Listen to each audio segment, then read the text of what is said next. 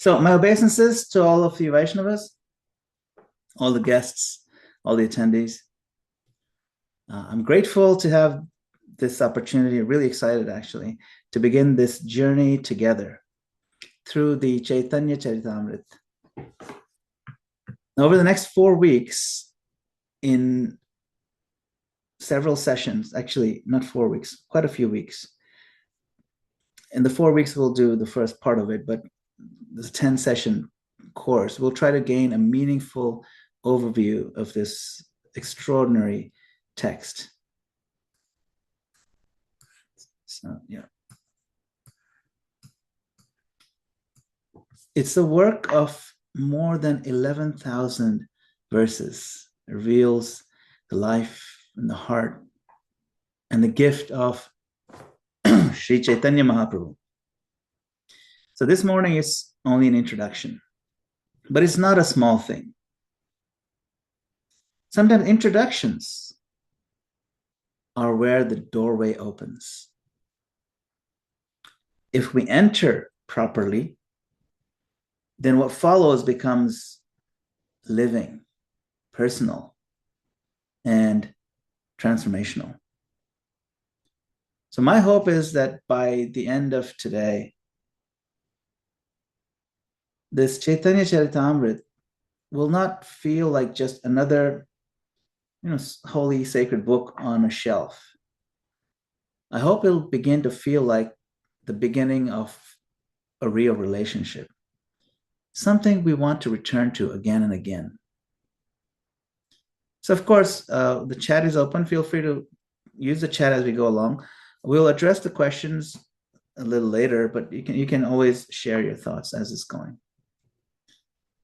And of course, we do want to have discussion, because the more we discuss Lord Chaitanya Mahaprabhu, the more his glories unfold. Before we go further, let us inwardly prepare ourselves. Let us remember the Vaishnavas, the Acharyas, our lineage of gurus. Let us remember Chaitanya Mahaprabhu and his divine associates. And let us remember Sri Radha Krishna, and pray that our hearts become receptive to this beautiful knowledge descending through the parampara system. So tonight, as we end the day later on, let's reflect on this divine opportunity. This morning, we'll begin with gratitude, curiosity, and expectation. We're not entering an ordinary book. This is very unique and very special. We're entering a current of divine mercy. So I'll offer some prayers first. Om Ajnanatirmirandhasya Jnananjana Shalakaya Chakshurunmilitam Yena Tasmai Shri Gurave Namaha.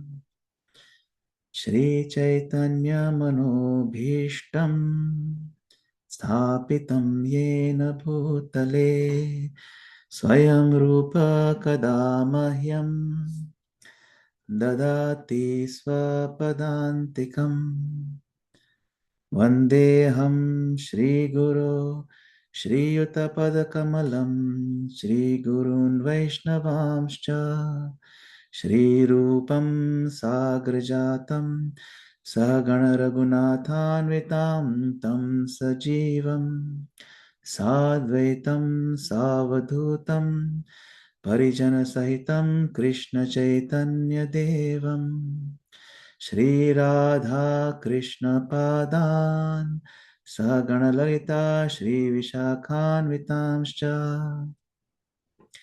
He Krishna Karuna Sindho Dina Bandho Jagatpate Gopesha Gopika Kanta Radha Kanta Namostute Tapta Kanchana Gaurangi Radhe Vrindavaneshwari Vrishabhanu Sute Devi Pranamami Hari Priye Vancha Kalpatarubhyascha Kripa Sindhubhya eva cha Patitanam Pavanebhyo Vaishnavebhyo Namo Namaha Namo Vishnu Padaya Krishna Presthaya Bhutale Srimate Bhakti Vedanta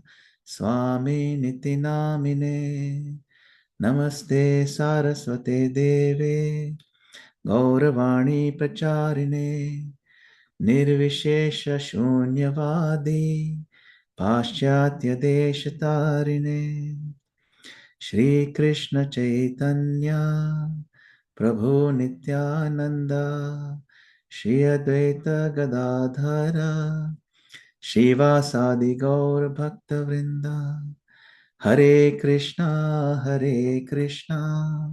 Krishna Krishna Hare Hare Hare Rama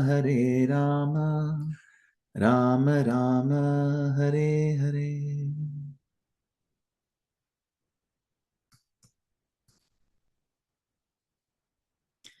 If I had to summarize the life of Sri Chaitanya Mahaprabhu in one phrase, I would say this: highest to lowest, from the highest to the lowest. That phrase captures so much of who he is and what he came to do. He is the highest person in all of existence, Shri Krishna himself, the source of everything we see, including ourselves.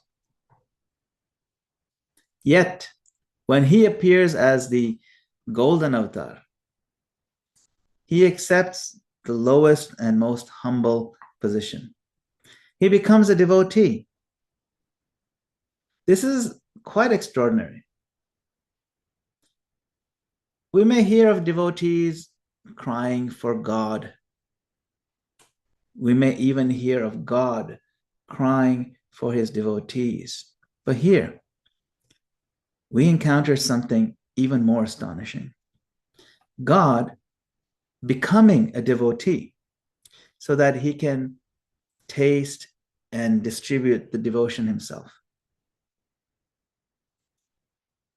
He also comes from the highest abode, Goloka Vrindavan, to the lowest condition of existence in the material world, in the lowest age, the time frame of Kali Yuga. It's an age of quarrel, confusion, and spiritual forgetfulness. And what does he bring? He brings the highest gift, prema, divine love. And he gives it to the lowest, the most fallen, the most disqualified. That is why Mahaprabhu is so breathtaking. He's not merely majestic. He is merciful beyond what we can imagine.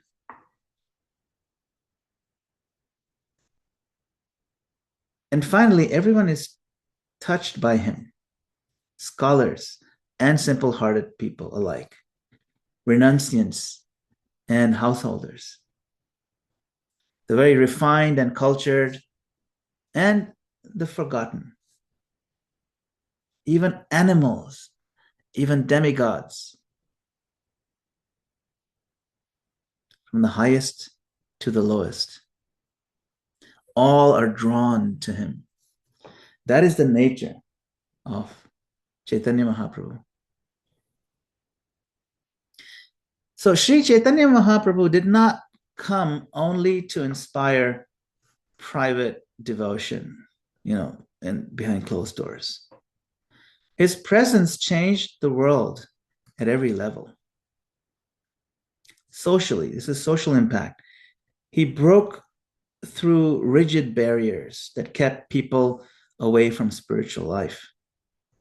He challenged discrimination, caste, pride, and the artificial boundaries that prevented sincere souls from approaching the divine truth, divinity.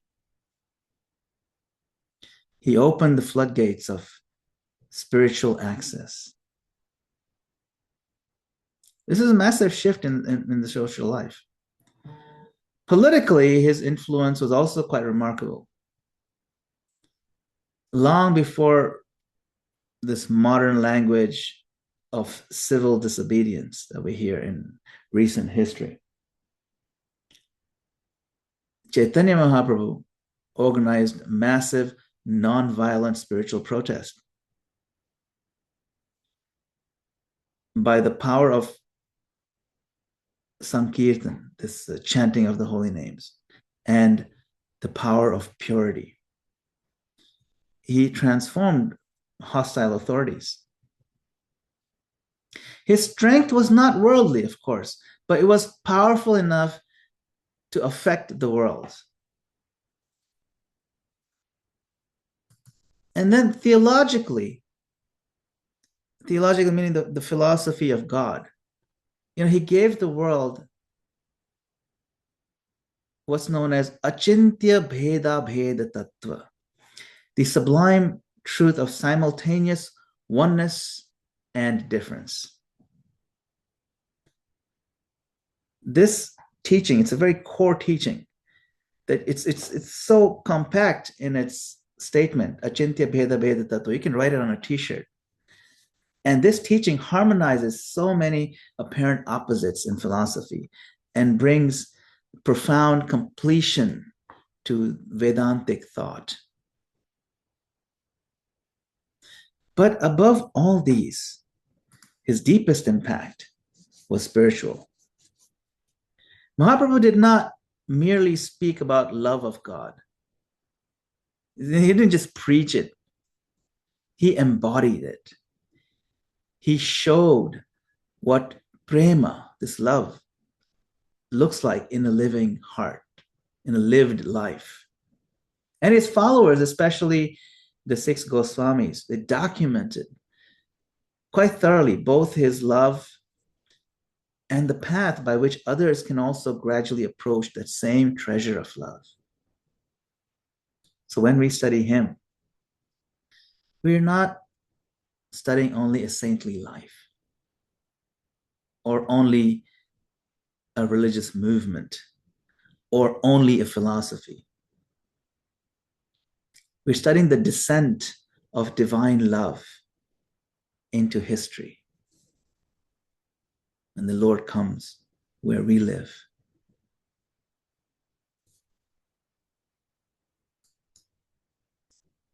In the Chaitanya Charitamrita, this nice verse, one who does not show respect unto this merciful Lord, Chaitanya Mahaprabhu, or does not worship him, should be considered a demon, even if he is very much exalted in human society. We don't want to relegate ourselves to the margins of demoniac mindset. Like, if you know about him, if you learn about him, and you recognize this is Krishna himself and all that he's given us, all that he has done for society, and we still don't develop a respect for him, then we are grossly misled and we're misleading ourselves into a demonic state.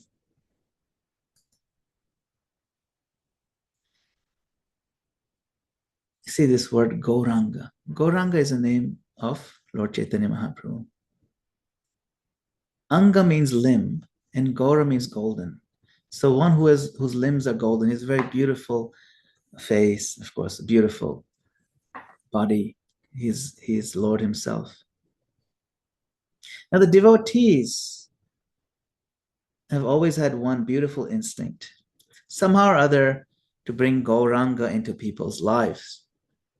Sometimes this happens through books and kirtan, and online classes and in-person classes and festivals and prasadam and pilgrimage. And sometimes it happens in wonderfully unexpected ways. I love the spirit because it shows us something about Lord Chaitanya Mahaprabhu's mercy. He doesn't remain confined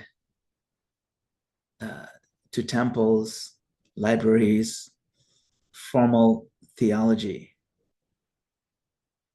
Devotees put his name on bridges like this, on buses, in public places, even in surprising corners of popular culture.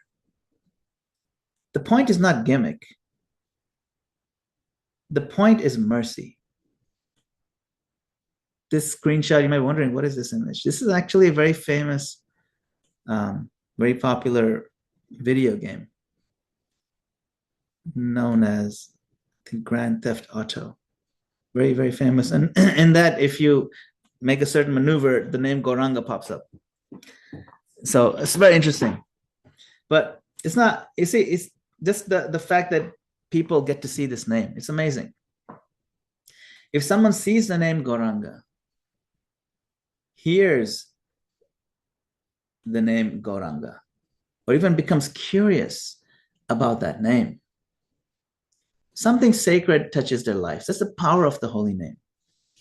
And this is very much in keeping with who Mahaprabhu actually is. He comes from the highest realm to the lowest places like video games in the Kali Yuga. He enters ordinary life. His name enters noisy streets, public roads, distracted minds. And he enters where we are, not only where we think we ought to be. So these slides are a reminder that preaching is not always stiff or predictable. There is room for creativity, room for boldness, room for sacred humor. Our responsibility is to carry Gauranga outward with intelligence and sensitivity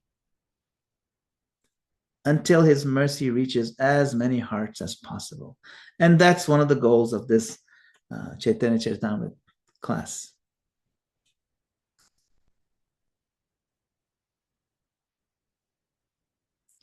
So you might have heard this term Gaudiya Vaishnava. Gaudiya Vaishnava. Who is a Gaudiya Vaishnava? Srila Prabhupada gave us a very clear identity. We are Gaudiya Vaishnavas. That's not a casual label.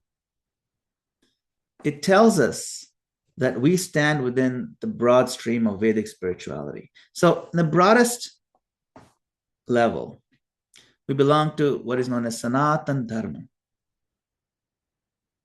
Sanatan Dharma means the eternal function of the soul, expressed through the Vedas, the Vedic revelation. But Sanatan Dharma contains many streams. You get Shaivites, Shaktas, Smartas, and Vaishnavas. The Vaishnavas are worshippers of Krishna, and they worship based on Srimad Bhagavatam. Now, among these, of course, we stand within Vaishnavism, the worship of Vishnu or Krishna as a supreme Lord. Then within Vaishnavism, there are different, what we call sampradayas. Sampradayas are disciplic traditions. So we specifically belong to this line called the Gaudiya lineage. Gaudiya means the followers of Chaitanya Mahaprabhu. This word Gaudiya comes from the geographic area known as Gaudadesh. That area of Bengal is known as Gaudadesh, connected with Lord Chaitanya Mahaprabhu's appearance. So, of course, some beautifully connect it to its sweetness, as though this lineage carries a uniquely sweet gift. And what defines Gaudiya Vaishnavism in practice? So 3 foundational books stand out for us. Bhagavad Gita, which pretty much all Sanatana Dharma followers follow. Srimad Bhagavatam, generally accepted very widely. And then, of course, we have Chaitanya Charitamrita. That's the book we're studying now. So through these, our identity becomes clear. We're not just generic theists that we believe in God. No. We are followers of the golden avatar, learning how divine love reaches its fullest expression in the path he revealed.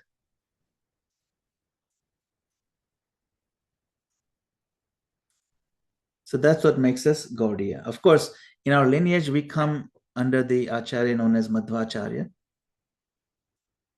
And so it's also sometimes known as Brahma Madhva Gaudiya Sampradaya. So Lord Brahma is the head of that lineage. And in that lineage, a very prominent Acharya is Madhvacharya. And then Gaudiya refers to Lord Chaitanya Mahaprabhu's line. So we point out to Lord Brahma, Madhva, and Chaitanya Mahaprabhu in that order.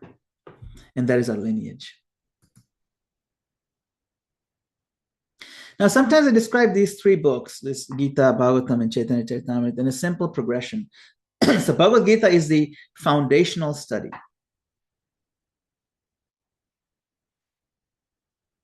It tells us who we are, tells us who God is, what surrender to God means. Srimad Bhagavatam is known as the graduate study.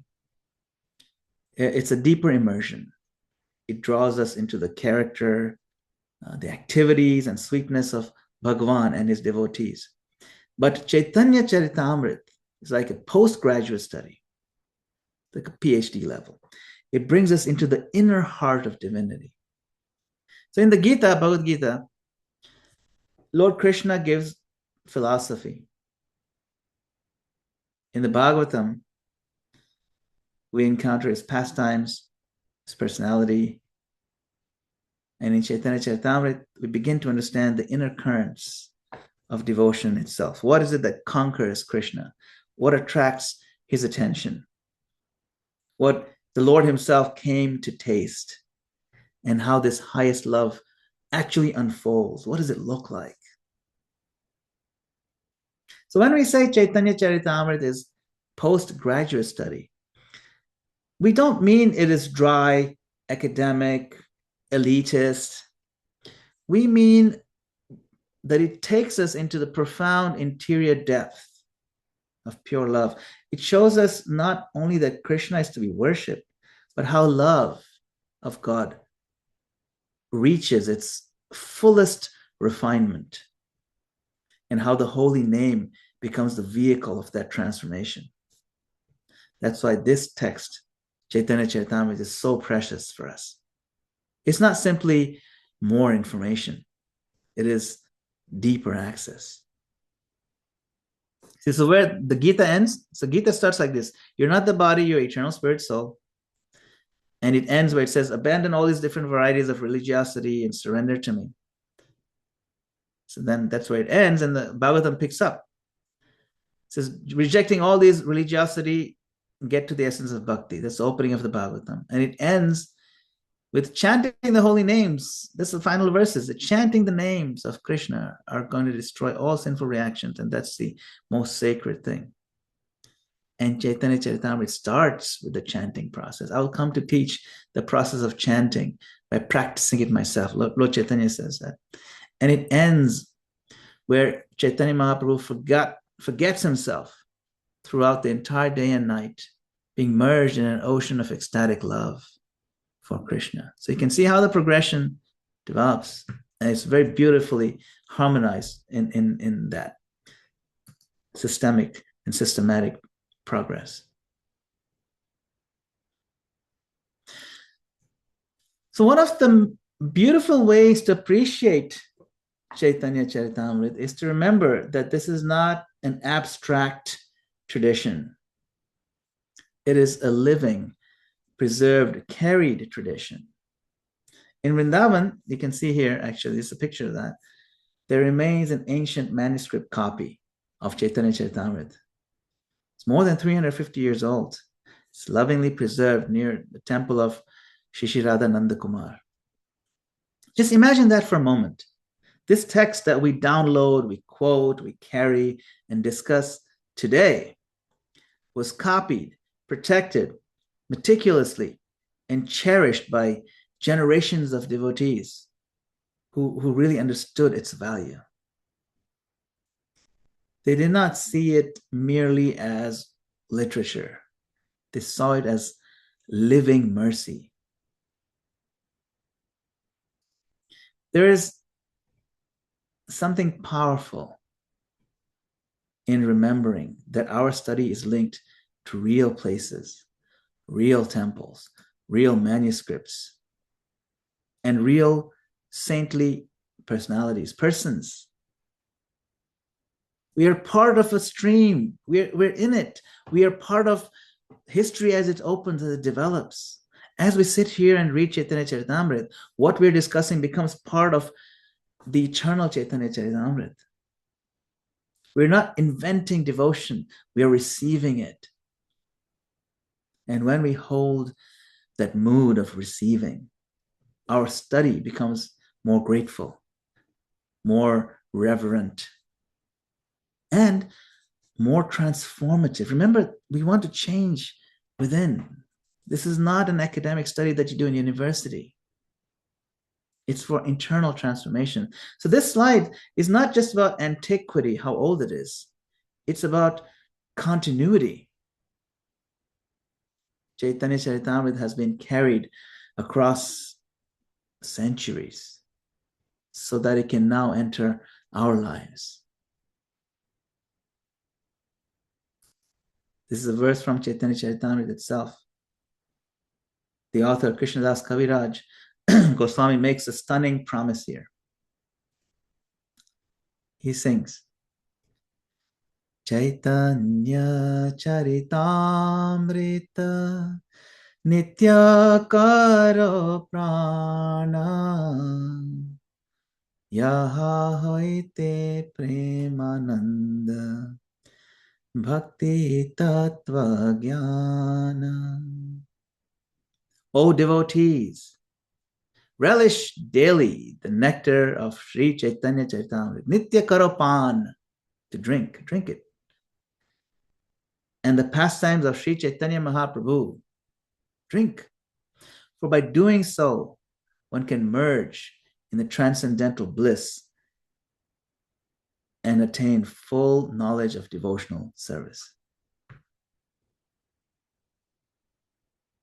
So he says that one who daily drinks the nectar, so we should drink it daily, a little bit, every day, of Chaitanya Charitamrita, attains both Premananda. Premananda means the bliss of divine love, and Bhakti Tattva Gyan, a deep understanding of devotional truth. So you get the loving feeling, but you also understand philosophically. It's not mere sentimental emotions.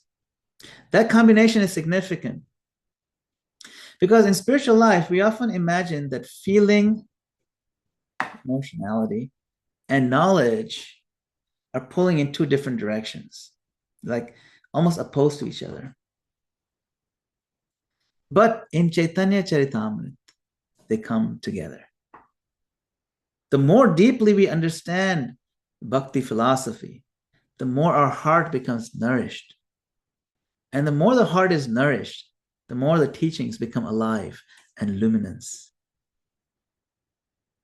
in our lives. So daily contact with this text is not merely an intellectual exercise. It reshapes our consciousness. It refines our taste. It gives us direction. It protects us from becoming sentimental on one side or merely dryly analytical on the other side. It's a combination. So Mahaprabhu's gift is both illumination of knowledge and relishment of the mellows, the taste of love. So if somehow we can develop even a small daily relationship with this text, reading a little bit consistently, reflecting prayerfully, returning again and again, then over time, Chaitanya Charitamrita begins to train the heart. It teaches us how to feel, how to think, and how to aspire, what to pray for, what should we aspire for in our life and in our in our bhakti. So this course, CC Compact, Chaitanya Charitamrita, is a compact, it's a summary study. So the purpose of this course is quite practical. First, we want to give a quick and easy to follow overview of Chaitanya Mahaprabhu's life and teachings. Because Chaitanya Charitamrita can feel vast. It's so big. And sometimes devotees want to approach the book, but don't know how to hold the whole map in their mind. So we're trying to make the landscape visible. That's one thing. Secondly, we want to provide a roadmap and study guide for anyone who wants to go deeper. The goal is not to replace our personal reading. The goal is to support it. We want you to be able to open Chaitanya Charitamrita and feel oriented, not overwhelmed, because it can be overwhelming. Long lists of names and all kinds of stuff, And also you can get lost. Wow, why does Lord Chaitanya do this? And why do they speak this way? We want to be oriented. And third, the ultimate goal, of course, is inspiration.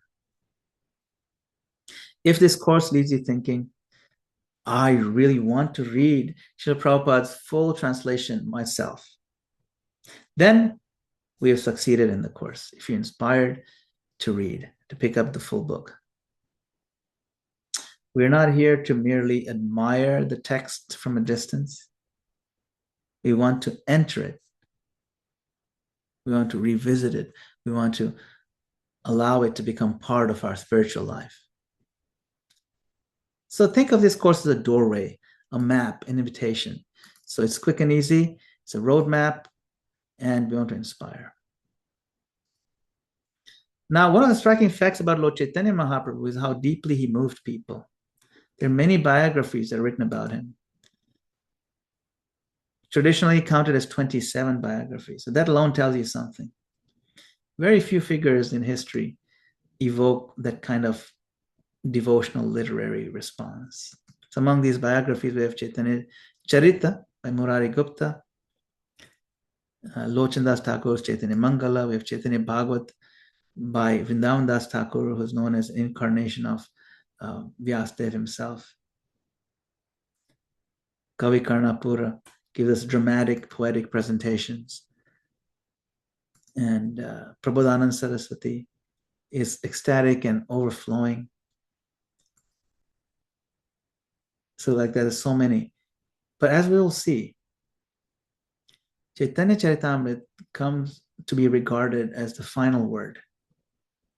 Not because the others lack value, but because Kaviraj Goswami gathers, synthesizes, and deepens the whole tradition in a uniquely comprehensive way. He really compiles it beautifully, very comprehensively. Now, Chaitanya Charitamrita is often called the best of the best. And there are many reasons for it. That covers all the scriptures by weaving in essential verses from Bhagavad Gita, Bhagavatam, Upanishads, and the literature of the Goswamis. So many quotes are there in the Chaitanya Charitamrita itself. And it covers all the different dhammas. Dhammas meaning the sacred, holy, the holy places where Mahaprabhu visited. In Navadvip, Jagannath Puri, Vrindavan, all the sacred places in South India. It brings together. So then this book also brings together the internal and the external. External culture of bhakti and the internal cultivation of bhakti in the heart. It integrates tattva and rasa. That's what we were talking about earlier. The philosophy and the relishable spiritual emotions. And on the broader thematic level, many devotees explain the three sections in this way. Adi Lila emphasizes sambandha. Sambandha means a relationship, our foundational understanding. Madhya Lila emphasizes abhideya, the living practice, the process. And Antya Lila eliminates prayojan, the highest attainment of love. And flowing through the entire work is one essence, the holy name. So Chaitanya Charitamrita teaches us not only that the holy name is central, but how the holy name transforms the entire being when received and practiced in the right mood. That's why this is not just a biography, it's a complete spiritual universe. Now, Mahaprabhu's manifest pastimes spanned 48 years, from 1486 to 1534.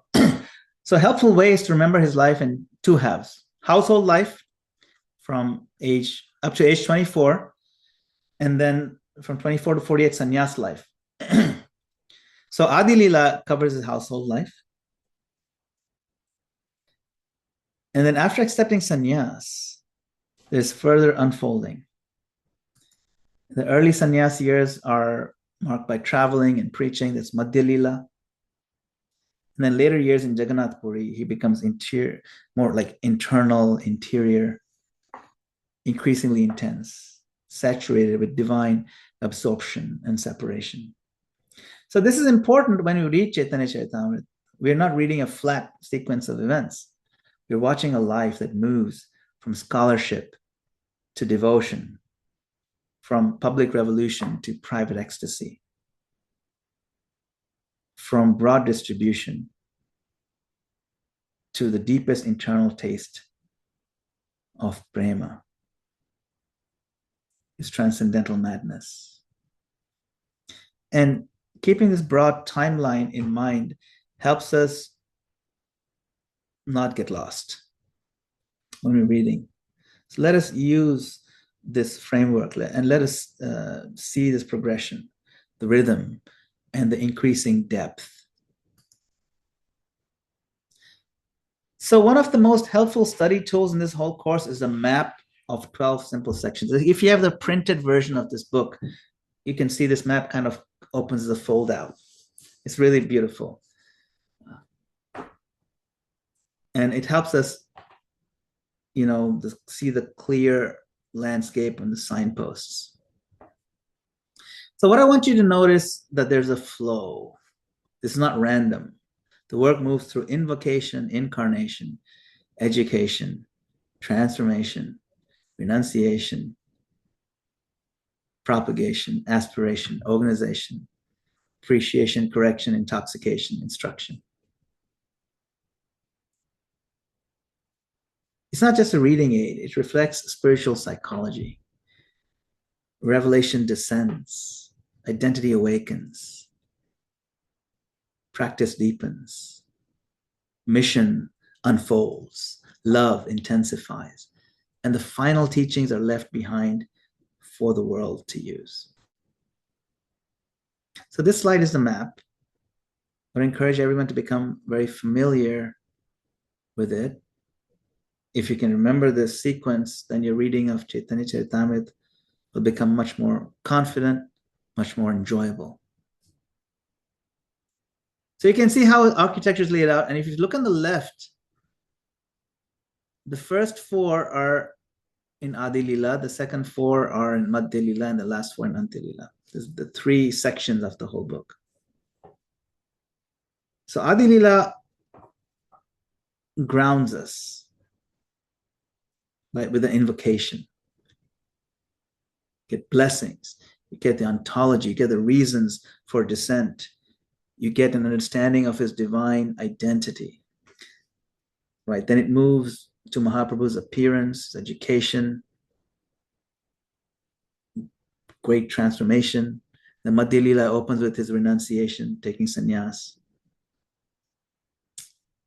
It broadens into propagation when he goes out and preaches and aspires for Vrindavan and organizing the Sankirtan movement. That's number 8, through his key associates. And Antya Lila becomes more intimate, more searching, more ecstatic, your appreciation, correction, intoxication, instruction.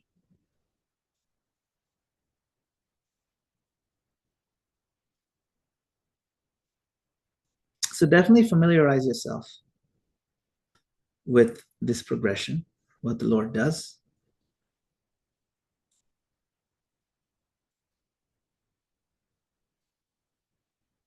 I'll read through a little bit so you get a sense. Invocation.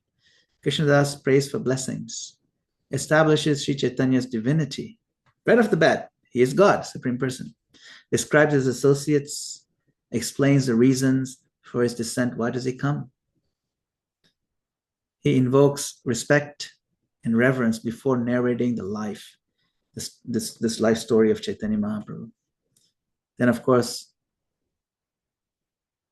later on in the next few chapters, you see that Nimai is born, his miraculous childhood pastimes endear him to the inhabitants of Navadvip. It's very sweet, just like Krishna's childhood pastimes. And they further confirm his divine identity.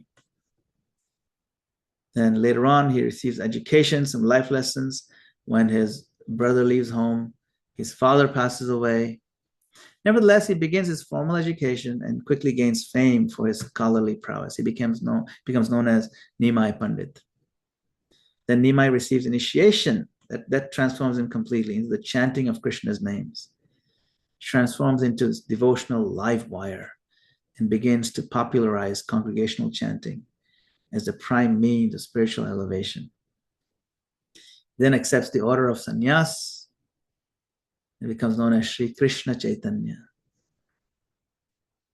Then, having adopted sannyas, he begins his life as a traveling monk. After a final meeting in Shantipur, he bids farewell to his beloved family and friends and travels to Jagannath Puri. Then he begins the tour of South India and he preaches, he propagates Nam Sankirtan to everyone, regardless of religious, cultural, or social backgrounds. On his return, there's a further outpouring of spiritual ecstasy at Jagannath Puri Rath Yatra festival.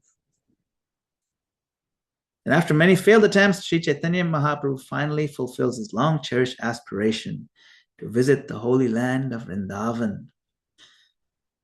He rediscovers the sacred landmarks and visits the places where Lord Sri Krishna enacted his pastimes. And then before returning to Jagannath Puri, Sri Chaitanya systematically educates his key students, Rupa and Sanatan Goswamis, in the science of devotion. He sends them to Vrindavan with the plan to establish and organize the Sankirtan movement.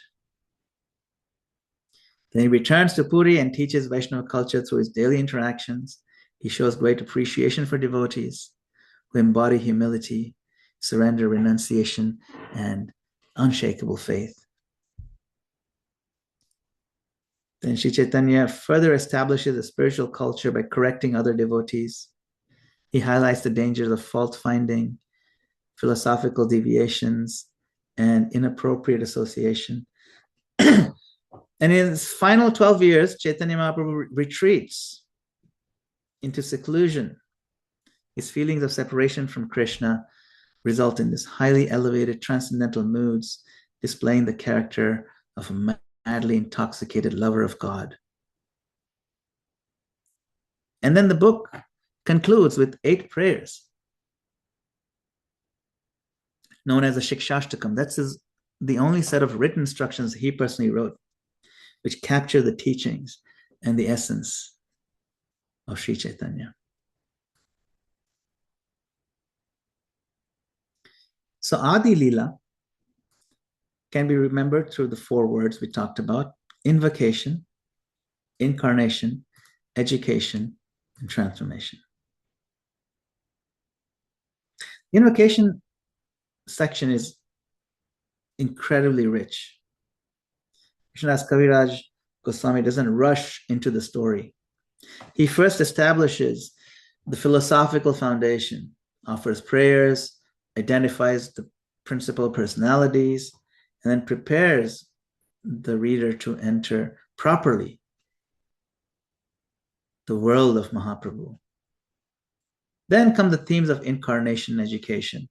Here we hear about Mahaprabhu's appearance and divine identity, and then we encounter him in his formative years as a brilliant Nimai Pandit.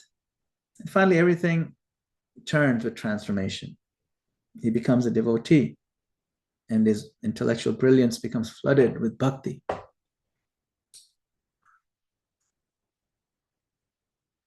The scholar becomes a devotee. Then he becomes a chanter. He becomes the weeper, the distributor of divine love. So Adi Lila is not just background information. It is where the whole theological frame is set and where Mahaprabhu's visible mission begins to take shape. Then we go to Madhya Lila. Madhya Lila can be remembered through renunciation. Renunciation means giving up all kinds of worldly duties. Then propagation is a preaching and spreading. Aspiration, where he really develops a deep desire, longing to see Vrindavan. And then he organizes. Organization, it's quite a beautiful progression. So here, Mahaprabhu leaves behind the familiar family and whatnot and embraces the path of total dedication. His renunciation is not just dry rejection. It's a love-driven sacrifice. He is giving himself more fully for the upliftment of others. Then we see the great wave of propagation. South India, public kirtan, transformational encounters, and a broad outpouring of mercy everywhere. Yet in the midst of this, there is aspiration in his heart. His burning, his longing for Vrindavan, his inner pull toward the sacred geography of Krishna's pastimes. That becomes very prominent, becomes restless. This is one of the signs of love. And that's always burning. And then, of course, there's organization. He's not merely overflowing. He's also strategic. He educates Rupa and Sanatan. He empowers his associates and establishes the future structure and the future success of the Sankirtan movement. So Madhya Lila is dynamic.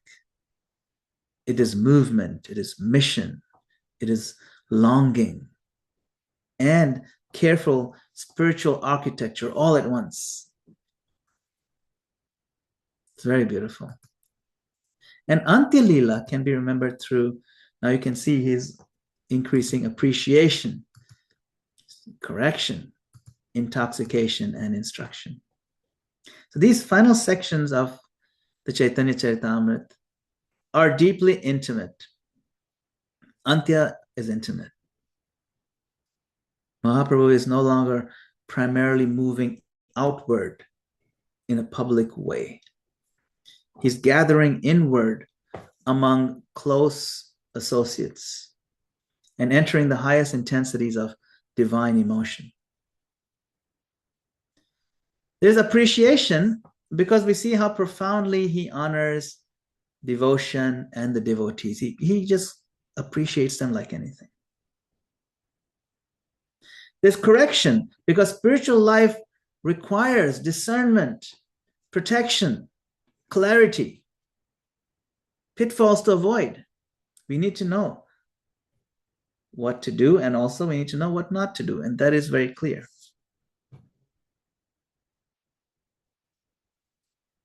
There is intoxication because his love, especially in separation from Krishna, reaches astonishing heights. And finally, there's instruction culminating in the Shikshashtakam, the 8 verses that are distilled teachings of Chaitanya Mahaprabhu that remain for all generations. So Antya Lila is not easy reading in the casual sense. It is exalted. It is internal. And often emotionally overwhelming. But it's also the crown of the work. Because here, the deepest purpose of Mahaprabhu's descent shines most intensely. The inner purpose. So what are the essential teachings of Sri Chaitanya Mahaprabhu? This verse is one of the great summary verses for understanding Mahaprabhu's gift. If someone asks, what does Chaitanya Mahaprabhu actually come to teach? What does he come to give us? This verse encapsulates it. And the poet who writes this, he sings, he says, Aradhyo Bhagavan Vrajesha Tanayas Tadham Vrindavanam Ramya Kachidupasana Vrajavadhu Vargenaya Kalpita Srimad Bhagavatam Pramanam Amalam Prema Pumartho Mahan Shri Chaitanya Mahaprabhur Matamidam Tatradharana Para.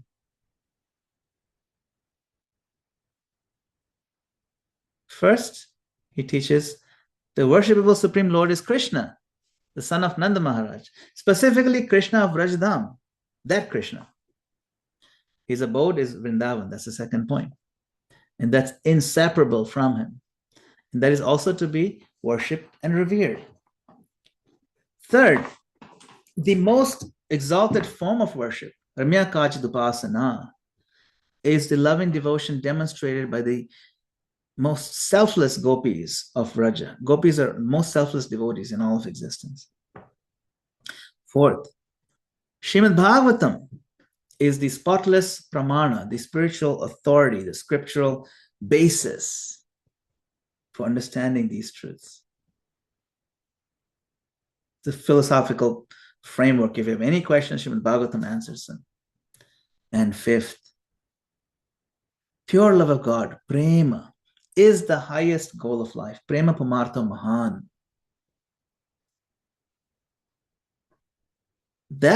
This verse is already enough to meditate on for a lifetime. Mahaprabhu doesn't come to give us a vague spirituality. He gives a very specific center, a very specific ideal, a very specific scriptural guide, and a very specific goal. So this verse is like a theological seed. Our whole tree of Gaudiya Vaishnavism is contained within this seed. So if you want to make that previous slide very simple and memorable, I'd put it like this. What is our ultimate goal? Love. Who are we trying to love? Krishna of Vrindavan. And who shows us what that love looks like in its purest form? The gopis of Vrindavan. Of course, and the greatest gopi we know is Srimati Radharani. And how do we learn to approach that ideal? Through Srimad Bhagavatam. So without love, life remains incomplete. We may have achievement, information, structure, even religion. But without love, the heart remains impoverished, malnourished, struggling. Mahaprabhu comes to restore the heart's true wealth. And notice how beautiful and practical. It's doable, it's practical, it's beautiful, and it's clear. The goal is not abstract. The object of love is clear. The exemplars are known. The handbook is given. Mahaprabhu leaves us not only with inspiration, but with direction. So this is a wonderful slide to slow down on. Think about this. Love is a goal. Krishna is the object. Gopis are the example. And Bhagavatam is the guide.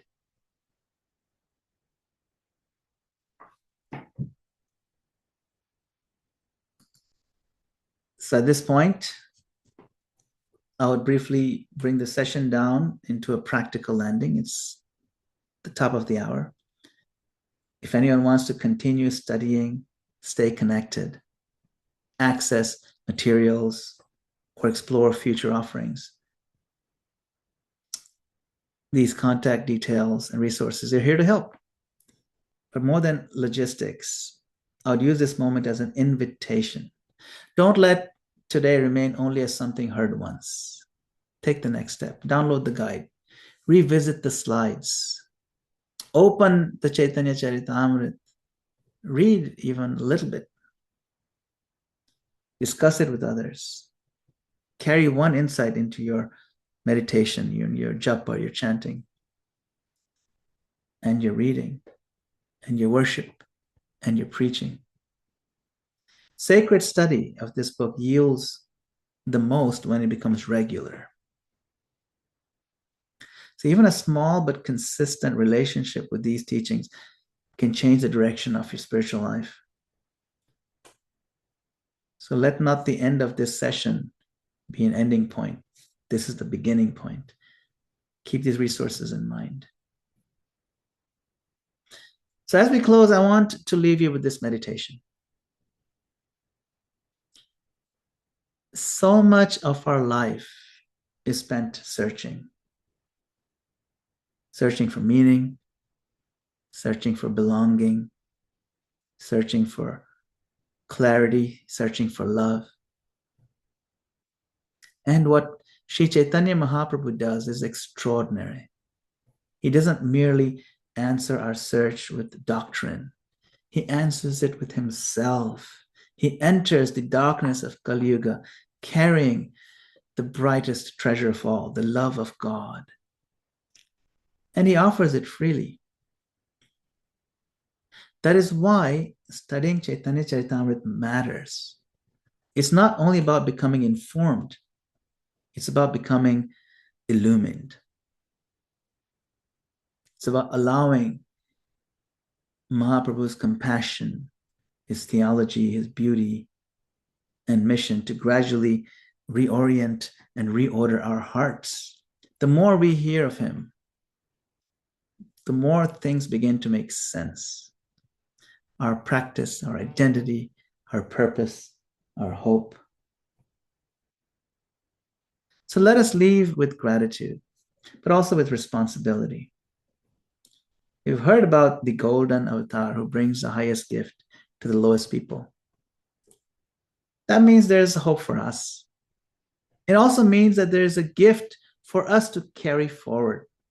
So let us receive deeply, practice sincerely, and then share generously.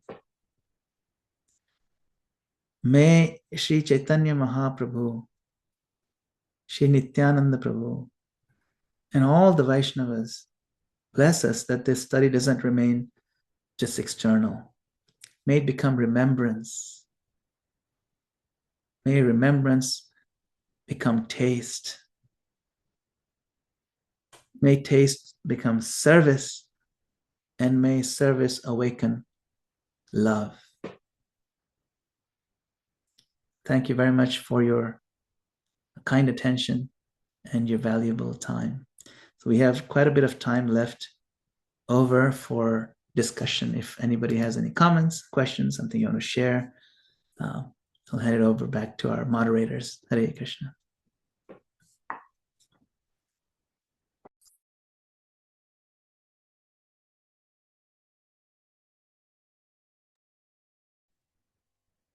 Thank you very much, Madan-gopāla Prabhu, for taking us through the first week of the Chaitanya Charitamrita course. It was truly engaging, and I personally walked away with so many gems of insight and inspiration. Your explanations made the teachings come alive, and it was really a joy to be part of this first session. So if anyone has any questions, please raise your hand and just, I guess you can unmute and ask your question to Madan-gopāla Prabhu. or if you feel more comfortable, you can write it in the chat and I It can looks read like it. we have Gail. Gail Mataji. Hare Krishna, Prabhu. Hare Yeah, Krishna. so interesting that you focused or highlighted on that verse from Adi Leela. I believe it was 8:12, where it says something like, anyone who I guess doesn't worship or honor Lord Chaitanya is a demon. And so just several hours ago, this same verse came up, and there was a spin on it that said that actually that verse is not really a license for us to take down people who like don't believe in Lord Chaitanya, because there are disciplic lineages or sampradayas that don't really recognize Lord Chaitanya because they may have a different flavor or mood towards Krishna.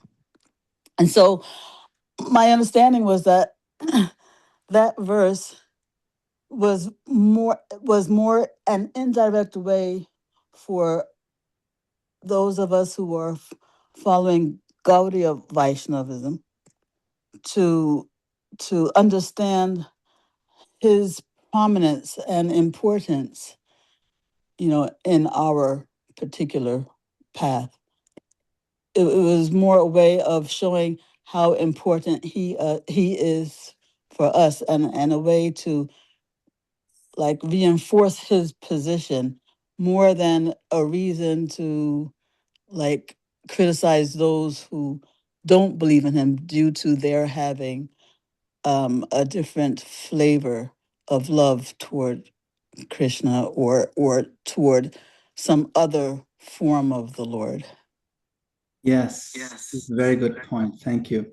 This statement, like you said, is not a license for devotees to become harsh, insulting, or reckless in how we speak about others.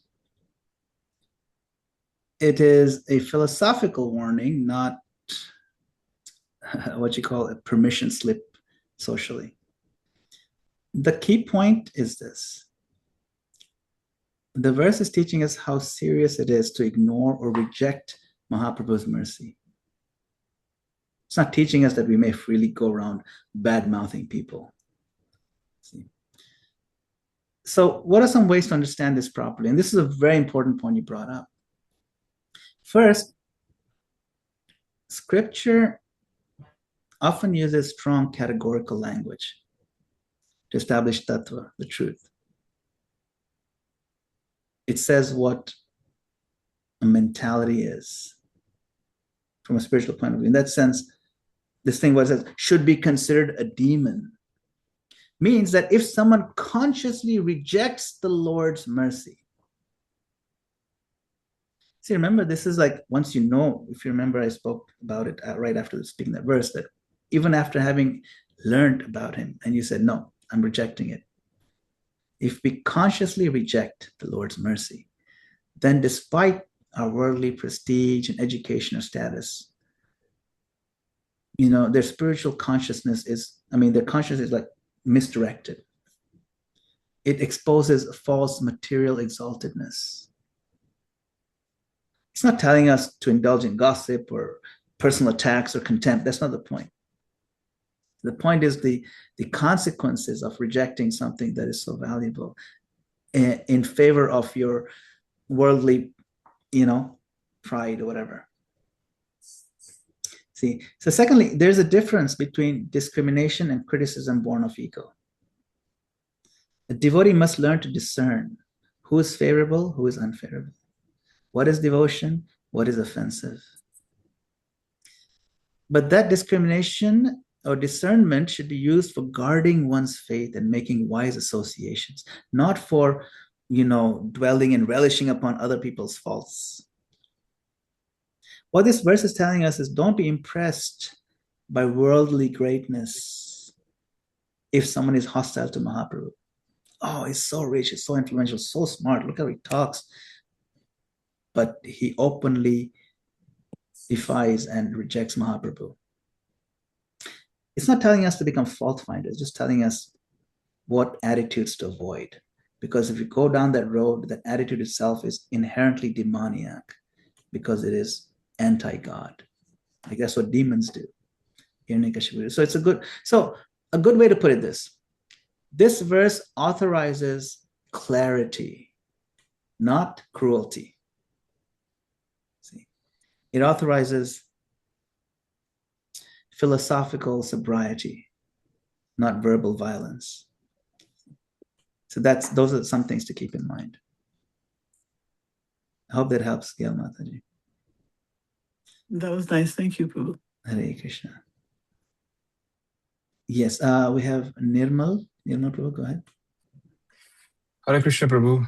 Thank you very much for the amazing insight on CC, especially with the time difference, early morning at your side. Very quick question, Prabhu. How do you recommend approaching and reading Chaitanya Charitamrita? It's not a voluminous like Bhagavatam, but still it's as you mentioned, it's nectar. So how do you? It's the best, like a good way to someone approaching and reading it. That will help. Thank you. That's a great question. It is not voluminous like the Bhagavatam, but it's much more voluminous than the Gita, right? So I think the approach that you're taking right now is very good, where we do an overview. So you get to see, you don't lose the forest for the trees. You get to see the whole overview. So now when you dive into it, you know where you are in the whole thing, and it makes sense. The reason why we do this is it's easy to get lost, you see. So definitely start from the beginning because it has a progression. Of course, we don't want to read the Chaitanya Charitamrita as if it's an ordinary linear book. We are, like I said, we're entering into living spiritual world. We're not just collecting information. So the mood has to be right. You understand? Chaitanya Charitamrita is deep. It's very emotionally rich.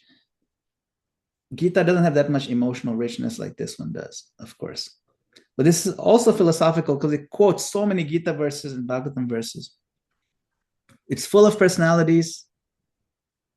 So one thing I can advise, don't try to master everything at once. It can be overwhelming. You see, why it's called postgraduate? Because it's very densely packed. It's hard to follow when if you haven't had the previous the original foundational work for the Gita and the Bhagavatam. It can be hard to follow because it references those books. So you have to have some familiarity. But even if you don't, it's okay. It's not a prerequisite, but it can really help. See, so you can dive it in that way. But what makes it postgraduate is not that it uses long words that you need to look up in the dictionary. It's not technically that difficult. But you'll read that Mahaprabhu did this, and his disciple or his devotees, they cried in this way, and then they did a drama and they all fainted. Why are they fainting? It's hard to understand. You can't make out, you can't fathom why they're doing what they're doing unless you read the prior. You see, that's what makes it difficult. The language is deceptively simple. So you have to keep that in mind. That don't think we can fathom that without understanding the purports. So it's important to read the purports, don't skip them. But what I can say practically, study in layers. First layer, get the flow. Read overview of the main story, major themes. That's what we're doing right now. Don't get stuck on every difficult point. Just try to understand who is who, who are the main personalities, what is happening overall, what is Mahaprabhu teaching in that particular chapter, how are the major personality associates relating to him. So this gives you the broad progression of Adi, Madhya, and Antya. So for many people, this means reading the chapter straight through without overanalyzing the purports. Just read it through. You get a sense. Second layer of reading, slow down. Go back and study more carefully. Important verses. Hear Prabhupada's lectures on Chaitanya Charitamrita. Try to follow the logic in the purport. Try to understand more the philosophical sections now. Recognize repeating motifs. Motifs means themes that keep recurring. Guru Tattva. What is Guru? I mean, that's repeated so many times. Bhakti Tattva. What is the essence of devotional service? Nama Tattva. Rasa Tattva. These are themes. Mercy, humility, position of Radha Krishna. So this is where, when you take notes, it really helps identify the themes and you can dive into them. That's the second layer. Then you can read a third layer where you meditate and connect. You ask, what does this verse reveal about Mahaprabhu? What does it teach about pure devotion? And the best thing that you can take home, what is a practical lesson for improving my own sadhana, improving my own relationships, improving my behavior, improving my perspective of the world, improving my seva, my service? What are the qualities of the devotees that I'm meant to recognize, admire, and follow? So when you start applying that, that's where the magic happens of Chaitanya Charitamrita. Otherwise, the Chaitanya Charitamrita can remain intellectual. You see. So this is, you want to keep it alive. So begin with Adi Lila, understand the identity and foundations. Then Madhya Lila for teachings and the major chunks of the pastimes. And then Antya Lila with a more prayerful and patient, deep mood, because it becomes especially deep and intense. See? So don't rush merely to finish, is what I'm saying. Don't get stuck thinking you must understand every Sanskrit verse and phrase. Don't go fishing for controversies or technical theology. And don't neglect the emotional current, the devotional feelings running through the text. You need 3 bookmarks when you're reading Chaitanya Charitamrita, or 1 bookmark with these 3 words on them: humility, consistency, and prayer.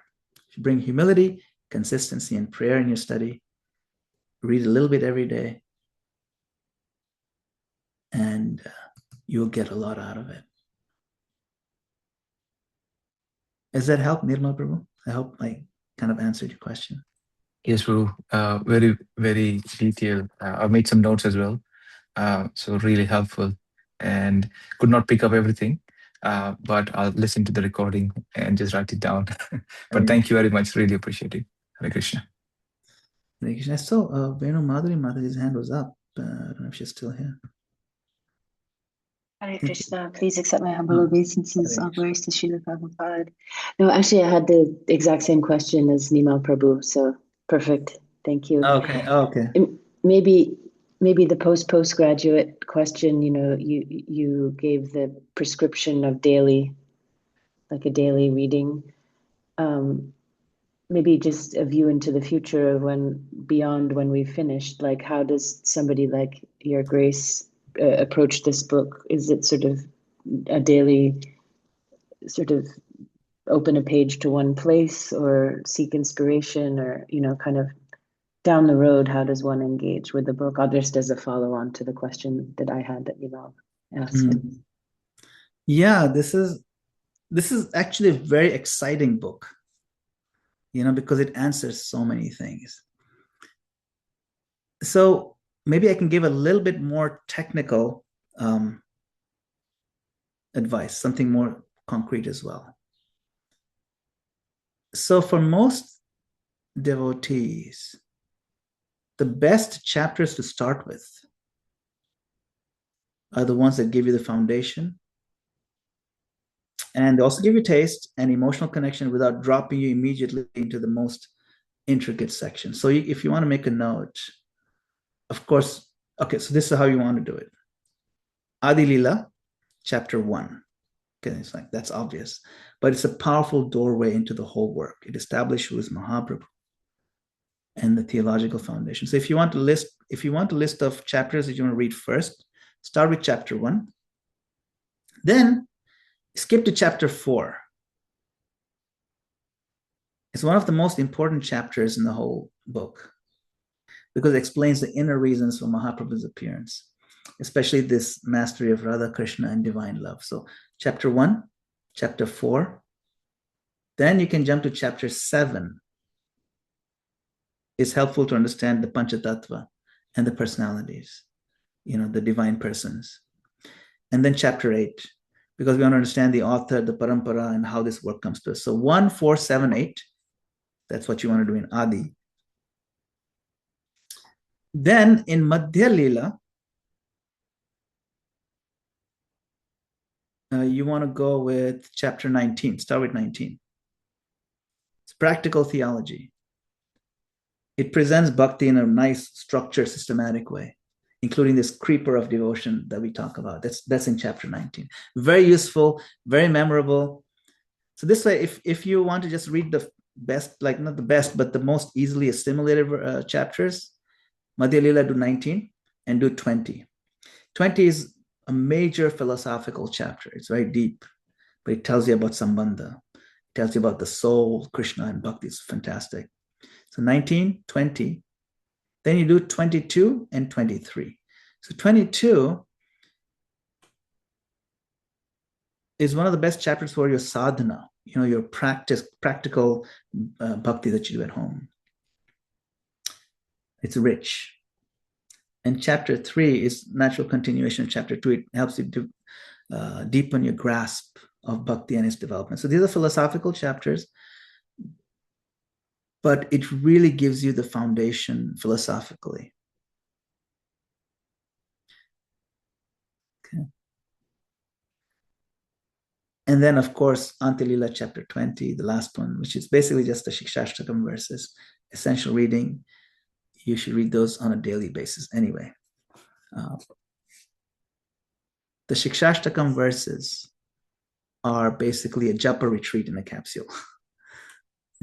That's what it is. If you read the Shikshashtakam, it's like doing a japa retreat before you chant your japa and meditate on it. And that's the whole chapter, the final chapter of CC. So these are some, say, cheat codes I can give you to dive into it. Just a little more insight if you're eager to jump in. It doesn't hurt to do it this way. Thank you for a question. Hare Krishna. Thank you. Okay. There was one question from Gayatri, which relates to what you've been discussing. She's asked, with regards to Bhagavad Gita, Srimad Bhagavatam, and the CC, can we read these all at the same time, or must we finish one to move on to the other? I think you touched on it earlier, but if you could. Yeah. There's nothing wrong, especially in particular. You can definitely read them at the same time. It's not a problem.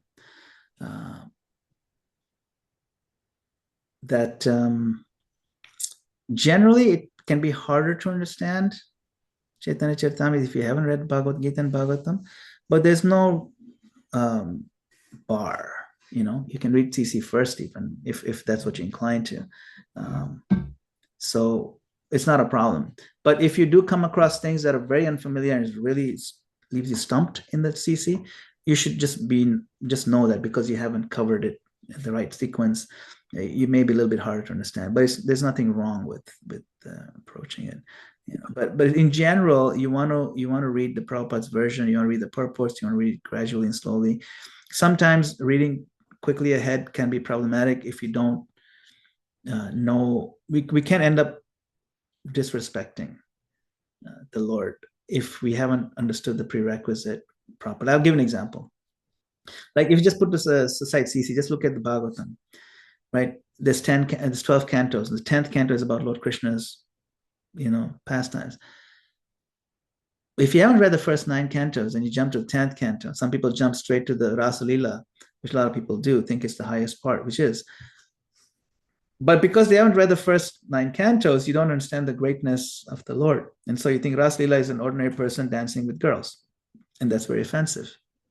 See, so you have to be careful philosophically, but if you can approach it with proper guidance and under proper association, with a lot of respect, recognizing this is the Supreme Lord, you can't make judgments of that nature, then it's okay. It's okay. It's not a problem.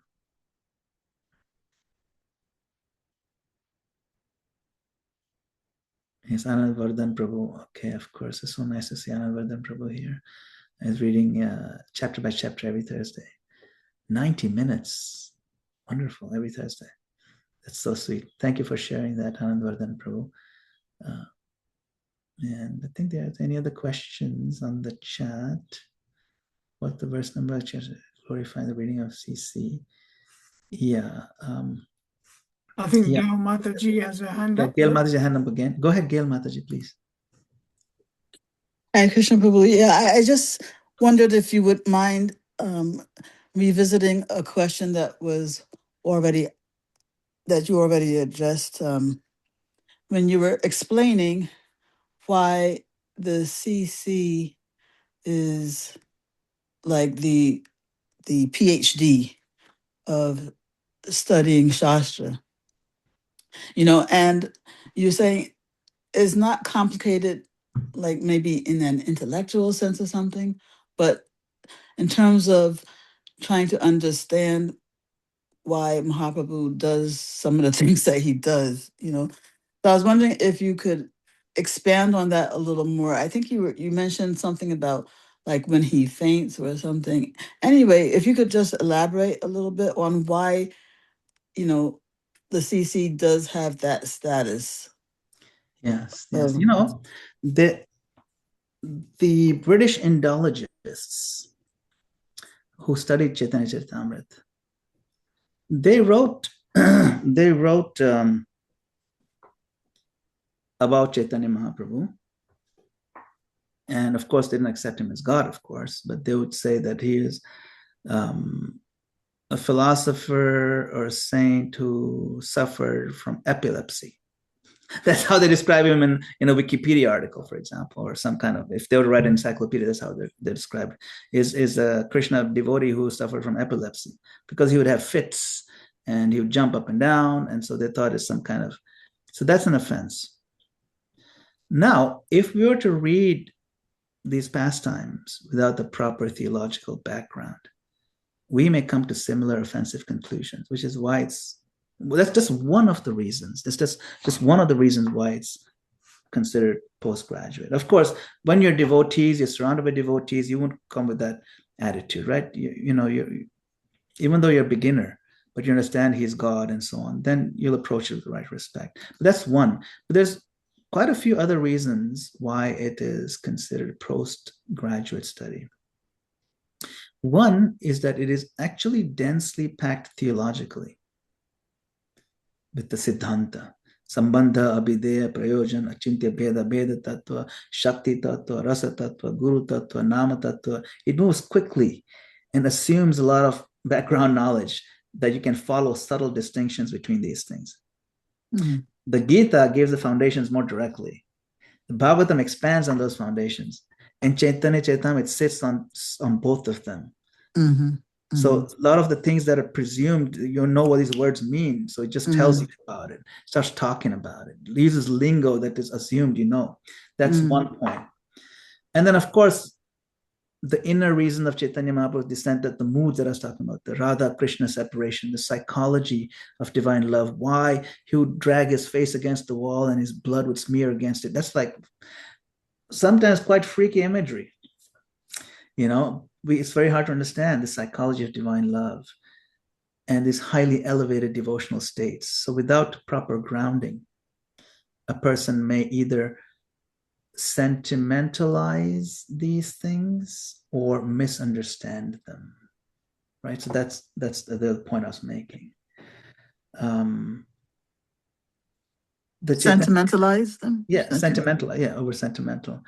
And then the other point, which is also, I think, important, it presumes a moral and philosophical formation. Like it presumes you already have a very good grasp of soul versus body, karma and rebirth. Those are not explored so deeply. You already know that, jnana and karma is not so important. Bhakti is the best. It assumes your framework of Guru Sadhu Shastra is solid.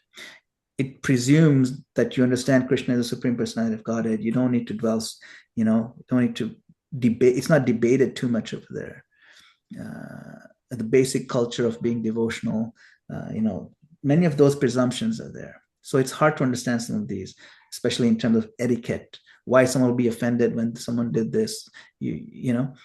So that's another reason why it's postgraduate. It contains both a narrative sweetness and extreme compression of philosophy. You see, that makes it spiritually rich, but also not always easy for beginners because you get tripped up. What is this? 5 technical terms in a row. I have to look them all up. See, that's why postgraduate does not mean forbidden.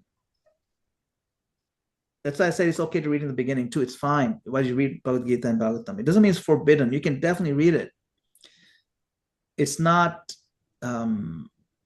classified information. It means that it's best appreciated after foundational training. See? So, Yeah, I just got hung up when you said we might become overly sentimental when we hear certain pastimes. Misinterpret those sentiments. Yes, thank you, Gil Mataji, for the question. Hare Krishna. Thank you. All right, I think we're at time. So I do want to thank everyone for this opportunity. I hope it was useful. It's my first time with this circle, and so nice to see at some point, I think you had over 90 devotees on here. So it's quite astounding, all your turnout, and so many people signed up. So my obeisances to you once again. Look forward to seeing you over the next 9 sessions. Hare Krishna.